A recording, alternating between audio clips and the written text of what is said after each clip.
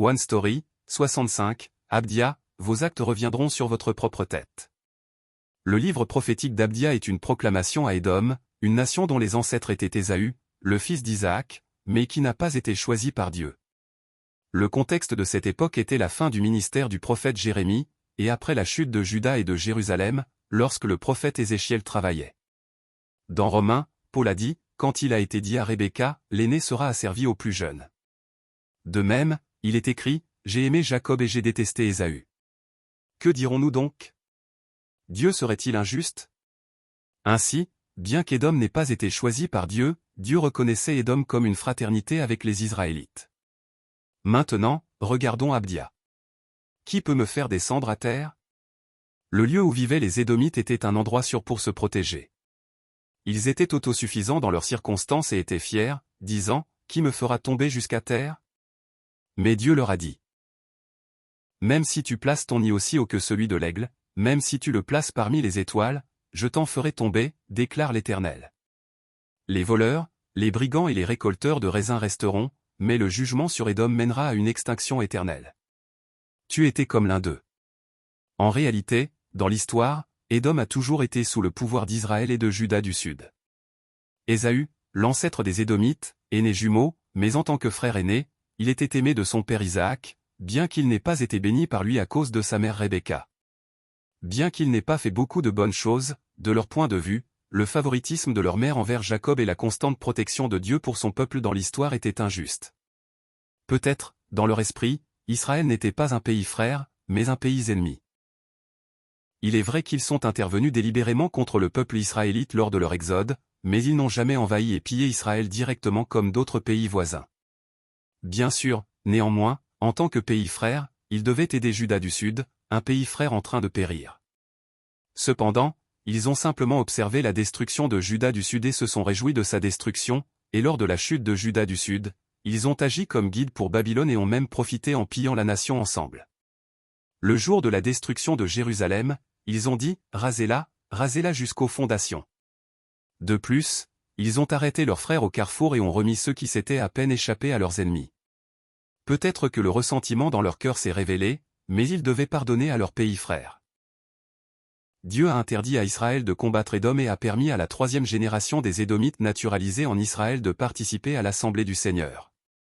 Comme les nombreuses tribus qui ont rejoint l'Exode ont été sauvées, et pendant la 7e plaie de l'Exode, ceux qui craignaient la parole du Seigneur parmi les serviteurs de Pharaon ont sauvé leur vie, ainsi que celle de leur famille et de leurs troupeaux.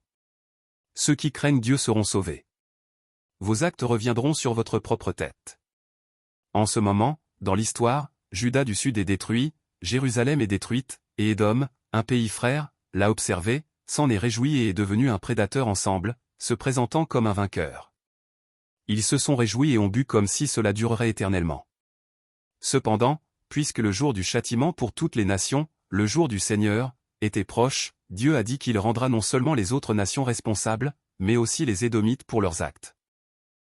C'est la folie de la vie piégée dans le temps et l'histoire. Le peuple de Dieu sera sauvé par sa destruction, mais Édom sera détruit et disparaîtra. Le royaume sera à l'Éternel. Pour le peuple de Dieu, Israël, la restauration aura lieu 70 ans après la destruction. C'est parce qu'il ne s'agissait pas d'une punition pour la destruction, mais de l'établissement du peuple de Dieu pour le purifier à travers la destruction. Dieu n'a pas complètement abandonné son peuple.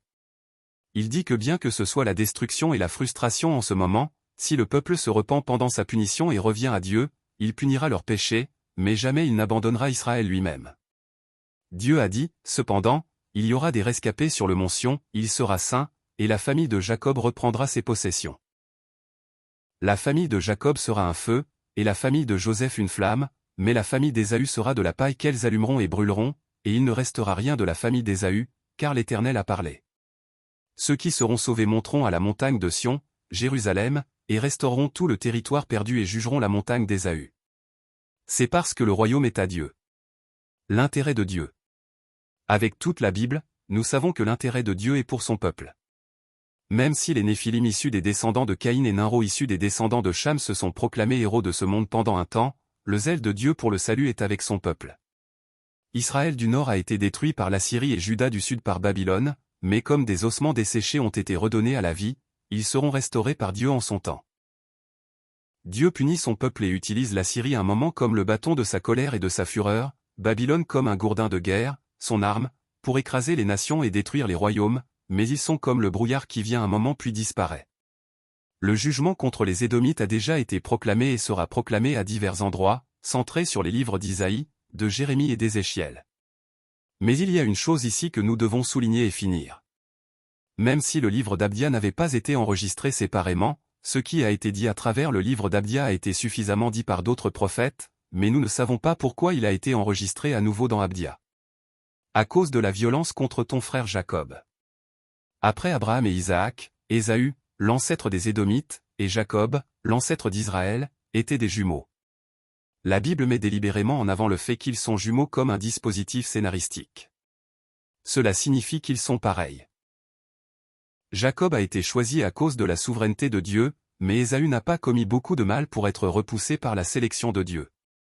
Et dans le livre d'Abdia, il est dit, à cause de la violence contre ton frère Jacob. Il ne devait pas agir comme d'autres nations païennes telles que la Syrie, Babylone et les Philistins vis-à-vis du peuple de Dieu, Israël.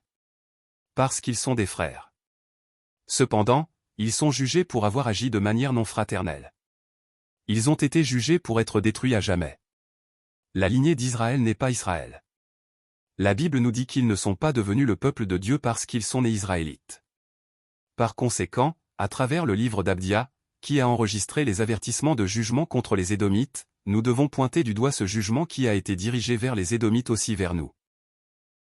Si nous sommes enfants de Dieu, et si nous sommes le peuple de Dieu couvert par la grâce de la croix, l'Évangile et l'amour, alors nous aussi devons agir de la même manière envers nos frères. Nous devons le faire.